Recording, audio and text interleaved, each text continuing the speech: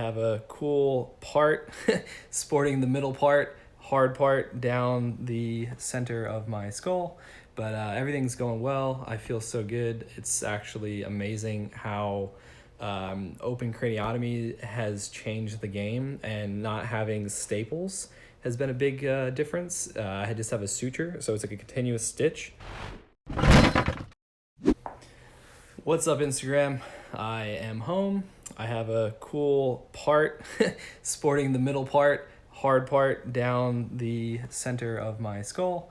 But everything's going well. I feel so good. It's actually amazing how open craniotomy has changed the game, and not having staples has been a big difference. I just have a suture, so it's like a continuous stitch that comes down. And with that, now tomorrow will be a week since surgery, and I'm feeling so good. Obviously, I got this crazy part and my hair looks all crazy and I got the beard going, but no swelling, no pain. Just can't be grateful enough for Dr. Q and Mayo Clinic and what modern science and technology allows us to do. And we got my mom here hanging out, and we're going to do a podcast tonight with Jackie and just talk all about them getting the call while I was in ICU, because awake craniotomy doesn't mean you're fully awake. Like, you come in and out, which is bizarre because it's very vivid. But when they're done, they sedate you, so you wake up. And they gave my mom and Jackie a call to let them know how everything went.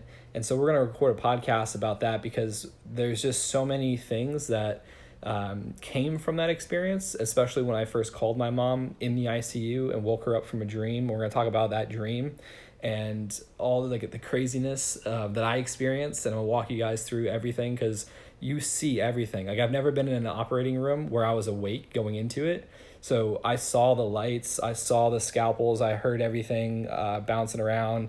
The anesthesiologist to the left of me, the nurse in front of me, Dr. Q was behind me, and everyone's communicating with me, and it's just the most bizarre thing.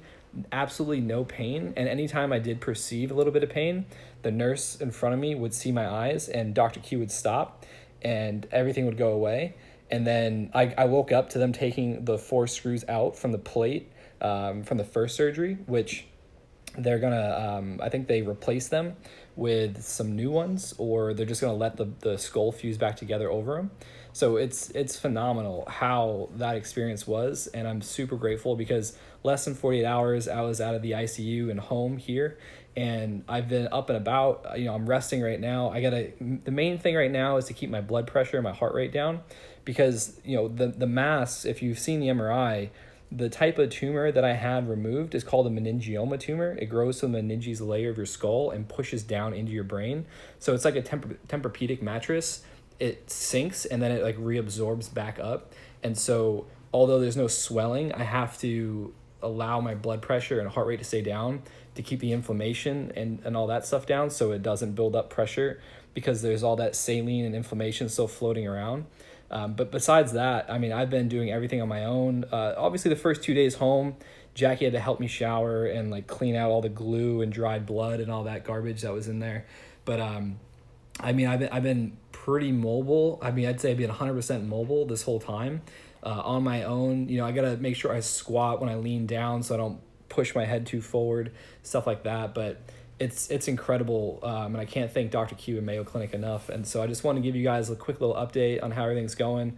We're going to record a podcast today, maybe later this evening, to post sometime in the future to fill you guys in on more of the details. And I just can't thank everyone enough for all the support and the love that you guys have shown me. And I've been trying to document each day home with the different posts I've been sharing and different connections I've been making, and just keeping the stories going on my Instagram story and stuff like that. And so anyone that's reached out, I can't thank you guys enough. It's been amazing to see the community behind me, and it means the world to me. And it's one of the things that keeps me going, because I'm no different than any one of you, and that's something that I believe in, and I try to share that message with people about not being defined by your circumstances. It's just the power of your mind and what you put towards what you want to be true about your life, and you can choose each way you want to go. And there's no right or wrong. There's just going to be an outcome either way. And the cool thing is you get to pick the outcome you want to focus on. And with that being said, my most recent Instagram post, it's a screenshot of a 2016 Facebook post about fear. And then I added some copy to it just to kind of elaborate on it. And it breaks that down right there. So if you guys haven't checked that out, I go and check that out. Let me know what you think. I love getting feedback from people, seeing what you guys want to hear more of and what you think. And just, again, thank you all so much. And yeah, Mike, it was scary. I mean, I'm not going to lie. I mean, the thing about courage is not the absence of fear. It's just what you choose to put your mind to. And yeah, it was scary as shit going in there. Like, I'm not going to lie. Like, I was scared, but at the same time, I knew it was worth it. I knew I was in good hands. Dr. Q's among the best in the world at what he does. If you haven't checked out his episode on the Netflix series, The Surgeon's Cut, it's episode 2, sharing about his story and what he does. They actually bring a patient through open craniotomy so you can see exactly what I went through from a different patient's perspective, and it's just incredible. But yeah, it's amazing what we can do, and I'm just so thankful to be alive and to be doing as well as I'm doing. And again, thank you all for the love, the support, and I'll be checking in with you guys again soon. Peace.